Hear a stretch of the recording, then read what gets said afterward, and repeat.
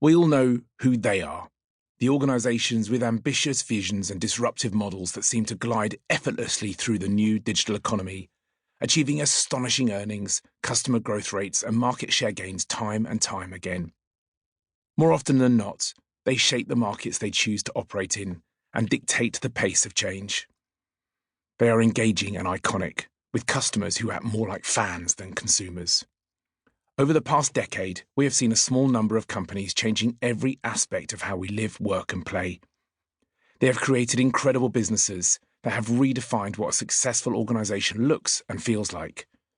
For example, let's reflect on the performance of what Jim Cramer calls the FANGs: Facebook, Amazon, Apple, Netflix, Google, which have added $8 trillion in share value since 2013. Year in, year out, quarter after quarter, they deliver incredible growth and value for investors. On the whole, leaders of any technology, media, and telecoms (TMT) business are typically very bright individuals who are high achievers. The challenges for leaders in TMT businesses that are not delivering performance like that of the FANGs is the incredibly high benchmark that is already in everyone's mind. It begs the question from a variety of sources, including themselves. If they can do it, why can't you? I'm lucky to have an amazing job. I meet, work with, and get to know the leaders of the world's top TMT companies.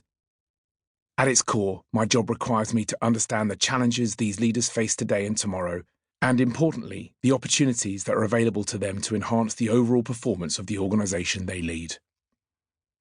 Sometimes, it's an unwelcome intervention to force change, but at its best, it means working with a team to take on a new challenge, often where there is a meeting of minds on purpose, values, goals, and execution, plus a lively debate on how to get there.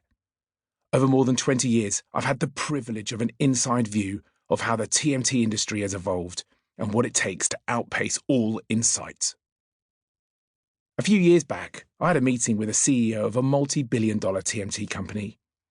We'd spent time discussing a number of options for a new strategy. All went well, but at the end, the CEO turned to me and said, "How do they do it?" "Who?" I asked. "Them." This CEO didn't even have a name for them, but meant the pace setters in digital. Quarter after quarter, they make it look so easy, they said. But it wasn't just this CEO who was searching for an answer to that question. I reflected on other conversations and the fervour I'd observed when an insight was shared by one of them on how they ran their business. As soon as I walked out of the room, I knew I needed to find the answer. That's why over the last few years, I've combined research and personal experiences to identify the secrets to the Outpacer's success. Running a business is the ultimate non-athletic competitive endeavour. You and all your stakeholders are constantly comparing every aspect of performance to the leading marker. Look at the S&P 500 or FTSE 100 over the past 30 years. There have always been those businesses out in front and leading the way. But for those following, the gap has never been so seemingly insurmountable as it appears today. As we approached the end of the second digital decade, that gap was growing. And then as we went into the 2020s, the impact of COVID-19 turned that gap from a lead to a chasm. So much so, in fact, that the alleged dominance of these tech Goliaths has caught the attention of the global competition authorities. So does this signal a white flag from the competition? Is it game over? Time for the rest to throw in the towel? Well, not from where I'm standing.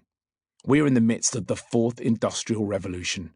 Change is everywhere, and many have now accepted the view of author Marshall Goldsmith that what got you here won't get you there. If you're not currently at the front of the race, it's not time to roll over. It's time to find out how to grab a piece of this new digital action. Over the course of this book, I'm going to share 3 key components to help your organisation become an outpacer or continue to perform as one. I'll take you through the 9 characteristics that underpin the success of an outpacer. If you were a sports coach, you describe it as your system. But just like in sports, it takes far more than a system to create championship-winning teams. I'll spotlight the individuals that exemplify the outpacer characteristics in the incredible businesses they lead.